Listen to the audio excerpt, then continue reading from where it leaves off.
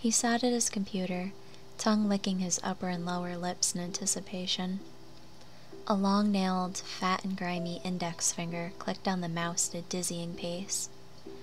An observer might have thought that there was an insane, miniature tap dancer somewhere underneath the piles of filth that surrounded the man. However, no tap dancer could effectively practice their talent in this cramped and deplorable dwelling. The apartment smelled old. Old food, old clothes, old sweat, and old urine. Older keepsakes from a time when Meek was a different man than the behemoth sitting behind the computer now, peeked through the places where the trash didn't take over. A narrow path wound its way around the dwelling, taking Meek to the vital places he needed to go when life interrupted. A path to a bathroom that was rarely used anymore, and another that forked 30 degrees to the apartment entrance. Others led to the kitchen in what might have once resembled a dining room. Another path ended abruptly in front of the bedroom's entrance, a ramp of filth almost reaching the smoke alarm above the doorframe. The high amount of debris that formed those paths were monuments showing the sloth of the recent years, an involuntary story from the ground up. Most of the bottoms of them were newspapers that he used, back when carrying still seemed to be second nature, to soak up the vomit and spilled beer. After the insulating layers of refuse began to accumulate above them, however, the carpet became passé to his thoughts. An empty and flattened tampon box, whose corner jutted out from one of the most disgusting hillocks near his computer, caught the corner of his eye. His wife, Marie, had left him about a year or more ago, but he barely remembered what she even looked like. Even the dust and grime-covered photo lying face up near the monitor offered a view of a woman he didn't really remember knowing. She took their infant daughter, Krista, with her as it became clear that Meek was quite incapable of anything besides playing his online game. He suddenly kicked the small mound of pizza boxes under his desk in frustration as his main game character fell off to his demise off of a ravine and into the pixelated lava below. The group he was running this dungeon with would undoubtedly boot him out of the group for his failure to keep up. He kicked the mound again, his long yellow big toenail piercing a hole through a box and into what he perceived to be the wall beyond. The pain barely registered at first due to Meek seeing that his internet connection had been terminated. He stomped his other foot into the moist and brown-colored spot on the floor to his left. A pungent smell that he had all but become immune to ran through his nostrils. He glanced at his fractured toenail, now resembling the misshapen tip of a bloodied spear. He grabbed the foot in pain and cursed the monitor before him. His game character a skeleton at the bottom of a molten orange doom. He worked hard to get his game character to this point, and now this. Did he cut into the coaxial cable that supplied his internet access with his toenail? Or did he kick something else? Bald-headed Christ! Fuck! He shouted at the screen before him, a middle finger echoing what the mountains of garbage near him wouldn't let his voice do. He quickly stood, the crust and stained seat cushion briefly sticking to his rear and bringing the chair up, and then down with a plastic-wheeled bang. Trying to think quickly for a solution to his connectivity problem, he made his way along the kitchen path, slowly limping to the telephone. He was surprised at how much he had been sweating. Was the AC broken too? He silently thanked his dead mother for the trust fund that she had left him that sustained his living these past few years. He would call the landlady after the cable company. He became lightheaded as his overweight frame limped along the refuse and vomited into an empty cereal box before entering the kitchen. Grabbing a dusty and half-full beer off what might have been the dining room table, he drank, expelling the acidic taste from his mouth. He dry-heaved from the taste of the old beer, but thankful that the taste of puke no longer lingered. He hadn't used the phone in ages. No need to, really. He used both hands to claw through some hamburger wrappers and matted paper towels to where he estimated the phone to be. Several cockroaches scampered away at his touch, their surreptitious duties temporarily put on hiatus. He was correct in his assumption of where the phone should be. He was incorrect by thinking that the phone was still there, however. He faintly remembered Marie saying how the phone's ringer woke up the baby at night. Since they could only afford a one-bedroom place at the time, the kid had to sleep in the living room, and since they both had cell phones at the time, the home phone was redundant. So, did she move it? Put it away? Throw it out? "Fuck me," he said as he picked a small brown piece of crust from the back of his leg, clawing at the skin underneath. His toe was bleeding worse now, the toenail much worse than he thought as he examined it in the brighter light of the kitchen. The nail cracked vertically, all the way down, apparently breaking beneath the skin as well. His skin was easily twice the size it had been before his gimpy trek to the kitchen, a sickly wetting of purple and yellow.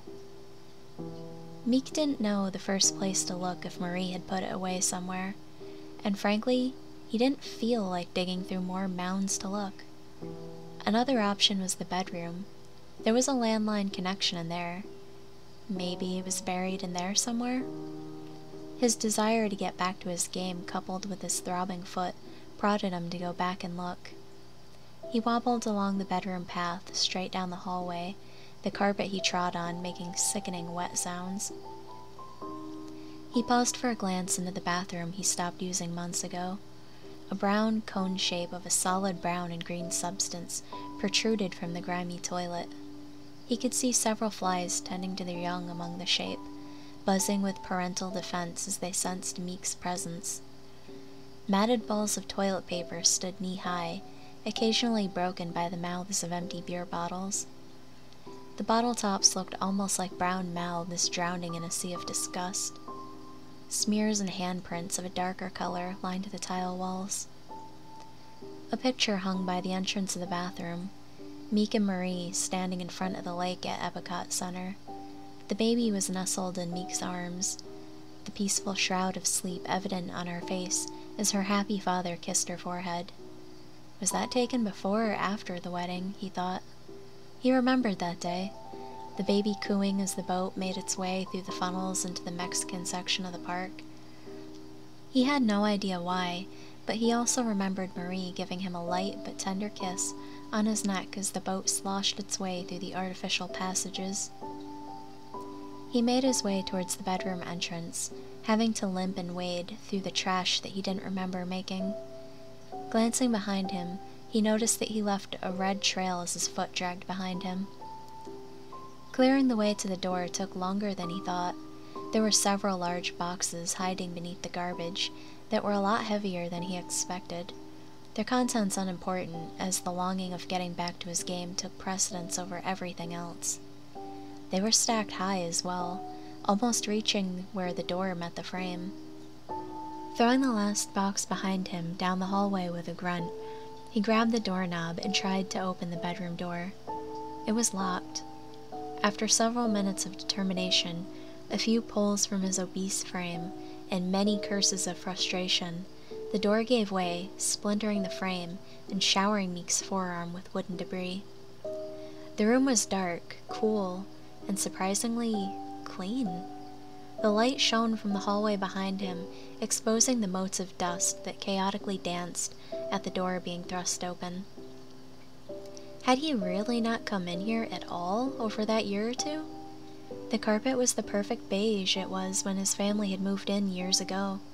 The pictures that Marie picked out still hung around the room, Parisian beatnik monstrosities that Meek still gave a disdainful glance to. She insisted that since there were no windows in the room, that she would make it sunny. The bed was made as well, the dark brown comforter looking eerily the same color as the putrescent contents of the bathroom that he glanced at minutes before. The phone was on the nightstand on the side that Meek used to sleep on during the cheerier times. With a sigh of relief that any heroin user could relate to after finally getting a reclusive fix, he limped over to the phone. One foot left a bloody streak and the other left brown footprints on the unmarked carpet. Sitting down on the bed, he picked up the phone's receiver and started to dial when he noticed the square-shaped thing in the corner. Since he didn't think to turn the light on when he came in, and the hallway's light didn't quite reach the corner, he couldn't make out what it was. He gave his toe a rub, hand coming back bloody, and winced in pain as the dread of realization crept up on him. There was no dial tone. That could only mean one thing. Marie had canceled the service at some point without telling him. Or, more likely, he didn't pay the bill after she left. He couldn't remember.